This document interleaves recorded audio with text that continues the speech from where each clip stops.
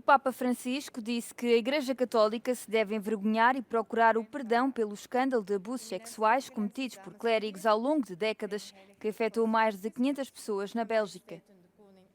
As declarações foram proferidas em resposta às críticas do primeiro-ministro belga, que disse que as vítimas precisam de ser ouvidas e que tem de haver justiça. Questa è la vergogna che oggi tutti noi dobbiamo prendere in mano e chiedere perdono e risolvere il problema. No primeiro dia da sua visita à Bélgica, o Sumo Pontífice encontrou-se com o rei Filipe e a rainha Matilde na residência oficial da família real belga. Apesar de ficar no país até domingo, visitou ainda um bairro em Bruxelas e fez uma paragem num lar de idosos, onde foi recebido com aplausos. Francisco está a realizar uma viagem de 4 dias que começou com uma curta visita ao Luxemburgo na quinta-feira.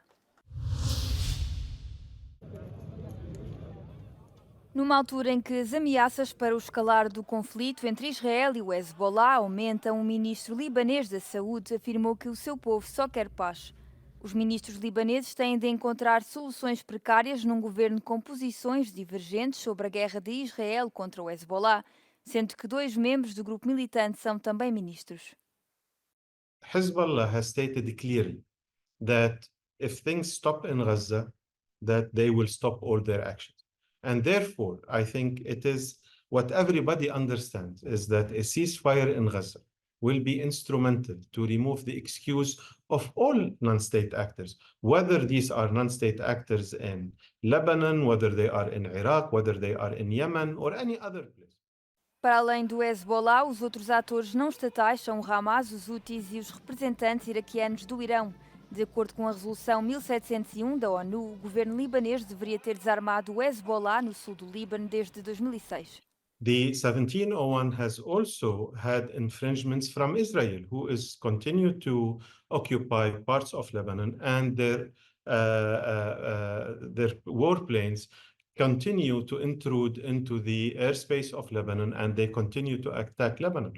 Os recentes ataques israelitas contra membros do Hezbollah mataram milhares de civis, especialmente no sul do Líbano e no Vale do Beca, onde supostamente o grupo libanês tem os seus esconderijos. Estes ataques destruíram aldeias inteiras e não apenas alvos militares. Lebanon is already passing through multiple crises. We are in a deep financial crisis. We are hosting a large number of refugees, almost 1.5 million. 1/3 of our population. So I think that, this war that has been ongoing for almost now 1 year has really put a lot of stress on our system. Milhares de pessoas estão a abandonar as suas aldeias no sul do Líbano e no Vale do Beca para encontrar abrigos na província de Beirute, na montanha libanesa e no norte do país.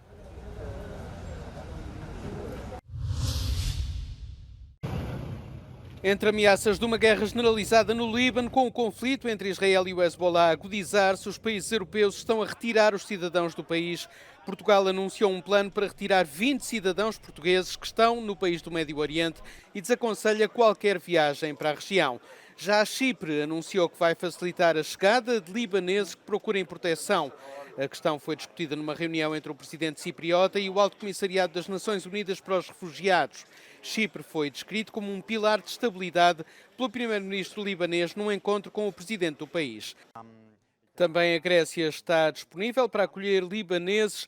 Vários cidadãos do Líbano chegaram a Atenas num voo proveniente de Beirute e descrevem a situação no país.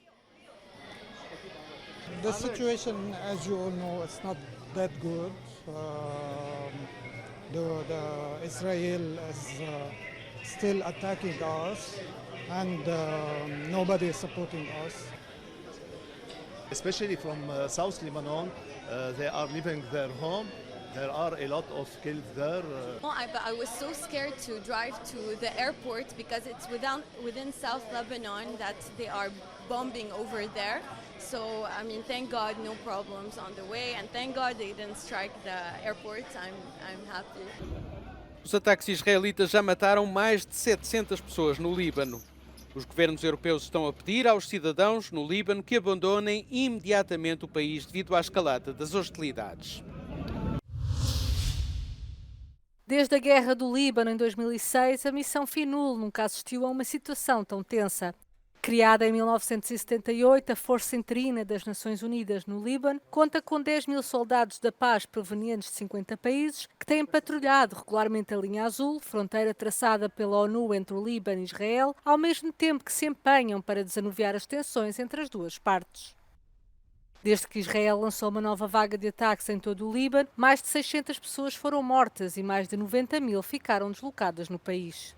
Questo sicuramente è il periodo più difficile che la missione, il paese ha vissuto dal 2006 e forse anche prima, perché l'intensità dei bombardamenti che abbiamo visto in questi giorni non è stata mai vista anche negli ultimi 13 mesi. Non scordiamoci che da ottobre ad adesso gli scontri a fuoco non sono mai fermati.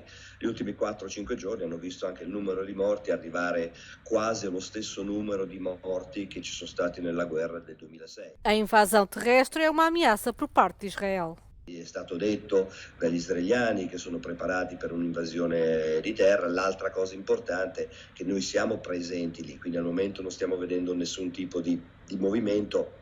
Pensiamo che anche nel 2006 la missione è rimasta anche durante l'invasione israeliana, quindi non pensiamo che necessariamente questo voglia dire un ritiro della missione UNIFIL.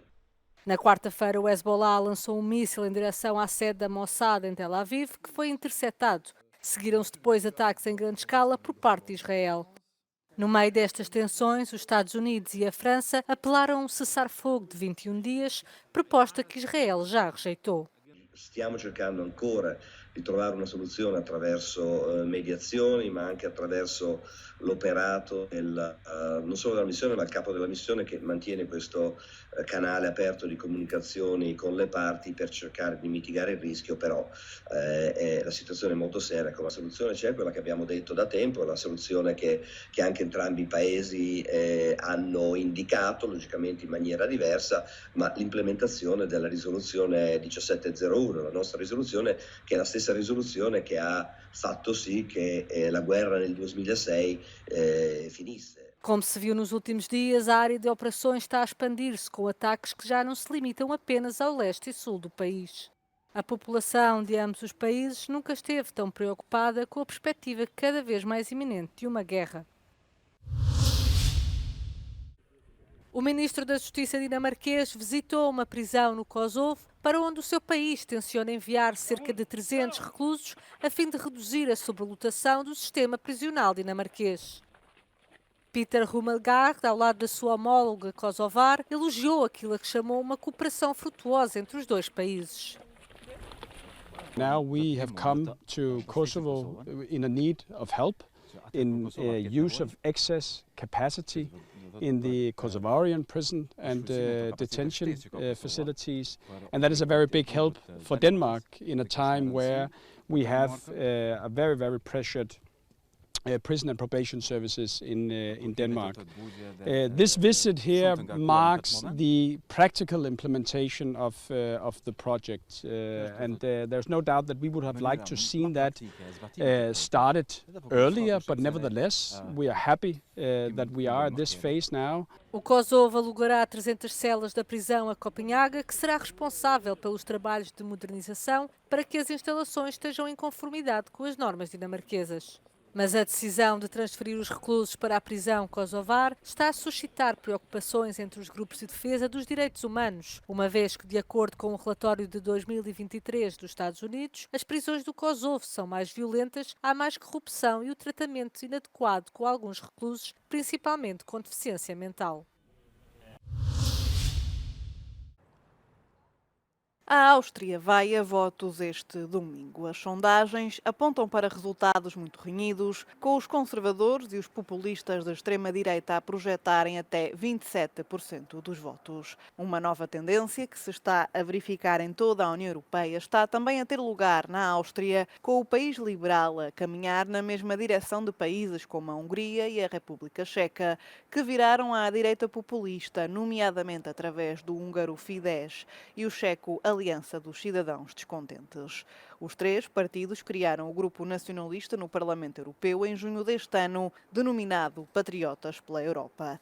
Nestas eleições, que se realizam este fim de semana, esperam-se grandes mudanças no Parlamento e poder austríacos.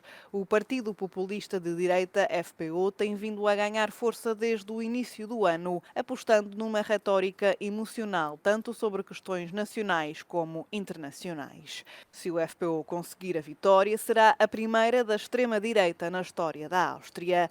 Mesmo que vença, sobre o partido paira ainda a incerteza quanto a um acordo com outras cores políticas, de forma a conseguir formar uma coligação que sustente um governo maioritário. Os conservadores do Partido Popular Austríaco, também um dos candidatos à vitória, têm vindo a declarar que juntar-se a uma coligação liderada pelo FPÖ é difícil. The outcomes for Austria will be seen in the next days, as the country demands for change. If it will be answered, remains to be seen. For Euronews, from Vienna, Austria, correspondent Jan Husar. 6 estados norte-americanos declararam o estado de emergência devido à passagem do furacão Helena, que chegou ao estado da Flórida na quinta-feira. Até agora foram registadas 3 mortes, uma no estado da Flórida e outras 2 no estado da Geórgia. De acordo com o Centro Nacional de Furacões dos Estados Unidos da América, Helena atingiu a Flórida como um furacão de categoria 4, com ventos a chegar aos 225 km/h. Na madrugada de sexta-feira, a tempestade tropical dirigiu-se para o estado da Geórgia e enfraqueceu para a categoria 2, apresentando ainda assim condições de risco.